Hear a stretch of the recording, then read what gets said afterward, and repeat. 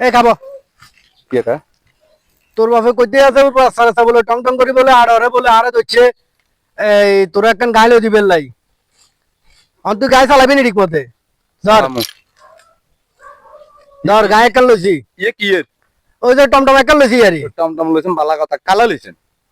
লইছি আই বা মনে করো বাদি মরে হিসাবে লইছি এখন তোর দিয়ে আরে কাটতে চালাবি আপনি টিয়া দিলেছেন না অন্য কে টিয়া দিলেছেন